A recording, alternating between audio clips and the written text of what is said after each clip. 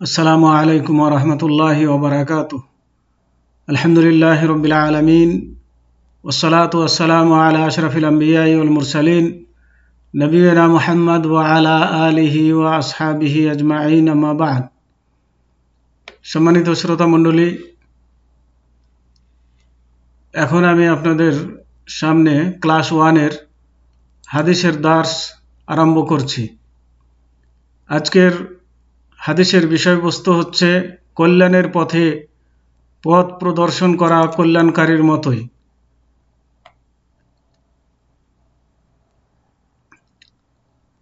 এই মর্মে যে হাদিসটি বর্ণিত হয়েছে তা হচ্ছে এই: আনা আবি হুরায়রা রাদিয়াল্লাহু আনহু আন্না রাসূলুল্লাহ সাল্লাল্লাহু আলাইহি ওয়াসাল্লাম قال من دعا إلى هدى كان له من الأجر مثل أجور من تبعه لا ينقص ذلك من أجورهم شيئا ومن دعا إلى ضلالة كان عليه من الإثم مثل آثام من تبعه لا ينقص ذلك من آثامهم شيئا।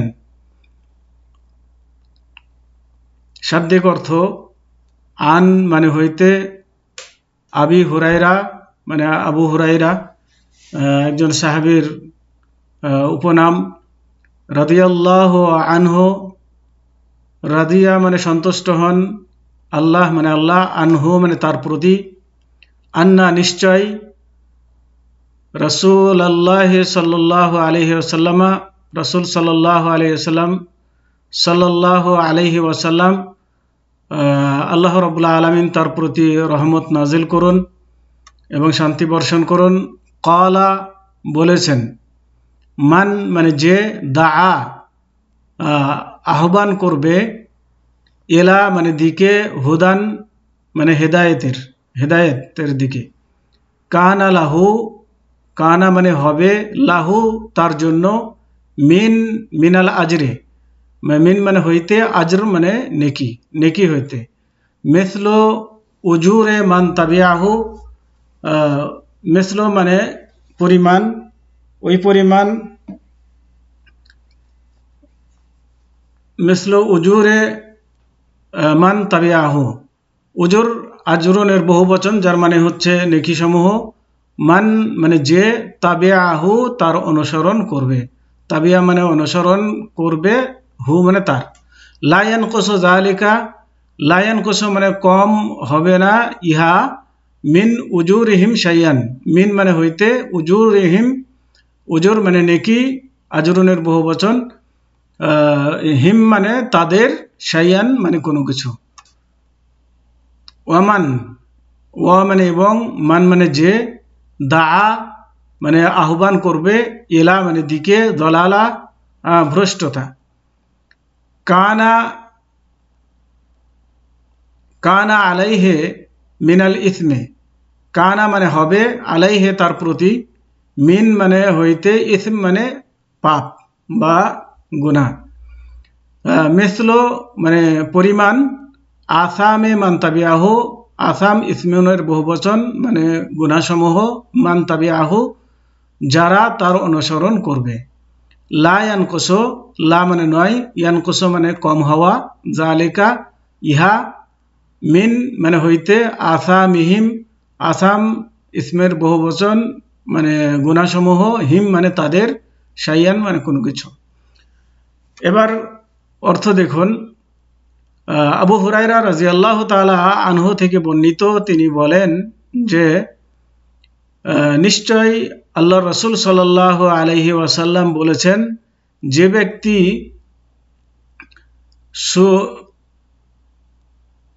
সুখদায়ক সৎপথ, ইসলাম ধর্ম কিংবা তার বিধিবিধানের দিকে আহ্বান করে, তার জন্য রয়েছে পুণ্য তার আহ্বানে অনুসরণকারীদের পুণ্য সমতুল্য, কিন্তু তাদের পুণ্যে কোনো প্রকার হ্রাস করা হবে না। আবার যে ব্যক্তি সুখদায়ক সৎপথ, ইসলাম ধর্ম কিংবা তার বিধিবিধানের বিপরীত পথের দিকে আহ্বান করবে, তার জন্য রয়েছে পাপ, আর আহ্বানের অনুসরণকারী গণের পাপ সমতুল্য, কিন্তু তাদের পাপে কোনো প্রকার হ্রাস করা হবে না। সহিহ মুসলিম হাদিস নম্বর 16/2674। তো এই হাদিসে বলা হলো যে ব্যক্তি নেকির পথে ভালো কাজের দিকে মানুষকে আহ্বান করবে সে তো নেকি পাবে, এবং যারা তার অনুসরণ করবে তারা যে নেকি পাবে তাদের সমপরিমাণ নেকিও আহ্বানকারীর আমলনামায় লিপিবদ্ধ করা হবে, এবং যাদেরকে আহ্বান করা হয়েছে তাদের নেকিতে কোনো কম করা হবে না। অনুরূপভাবে যে খারাপ পথে দিকে আহ্বান করবে সে গুনাহগার হবে, এবং যারা তার অনুসরণ করবে তাদেরও গুনার ভাগ সমপরিমাণ তার নিকটে আসবে, কিন্তু তার অনুসরণকারীদের কোনো পাপ কমানো হবে না। তো এইভাবে আমরা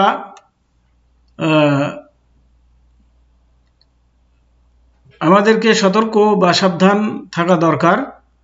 যথাসম্ভব আমরা ভালোর দিকে মানুষকে আহ্বান করব, কিন্তু খারাপের দিকে যেন আহ্বান না করি। হাদিস বর্ণনাকারীর পরিচয়। হাদিস বর্ণনাকারী তিনি আবু হুরাইরা মানে হুরাইরা হিররুনের তাসগির, অর্থাৎ ছোট বিড়াল ছানা, আর আবু মানে পিতা, তো বিড়াল ছানার পিতা এটা উপনাম। তার আসল নাম হচ্ছে আব্দুর রহমান, পিতার নাম হচ্ছে শাখর, আর দাউসি হচ্ছে তার বংশ পরিচয়। তাহলে তার আবু হুরাইরার নাম হচ্ছে আব্দুর রহমান, পিতার নাম শাখর, এবং দাউসি গোত্রের তিনি ছিলেন।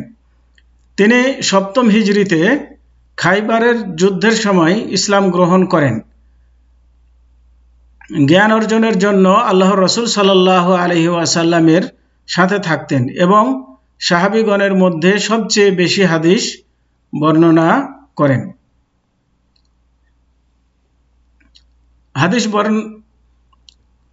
হাদিস হতে শিক্ষণীয় বিষয়। এখানে এই হাদিস থেকে আমরা কি শিখলাম সেটা সংক্ষিপ্ত আকারে আলোচনা করা হচ্ছে, যে এক, কল্যাণের পথ প্রদর্শন করা এবং এর প্রতি উৎসাহ প্রদান করার জন্য রয়েছে মহা প্রতিদান, তার মানে সে বড় পুরস্কারের অধিকারী। 2, পথ প্রদর্শনকারীকে যে প্রতিদান দেওয়া হবে এ কারণে তার অনুসরণকারীদের প্রতিদানের কম বা ঘাটতি করা হবে না। 3, বিদআত ও পথভ্রষ্টকারীর জন্য রয়েছে কঠিন শাস্তি, কেননা এদের কারণে মানুষ পথভ্রষ্ট হয়ে যায়। তো আজকে এ পর্যন্তই। ওয়াসাল্লাল্লাহু আলা নবিয়িনা মুহাম্মদ ওয়া আলা আলিহি ওয়া আসহাবিহি ওয়া বারিক ওয়া সাল্লাম। আসসালামু আলাইকুম ওয়া রাহমাতুল্লাহি ওয়া বারাকাতুহু।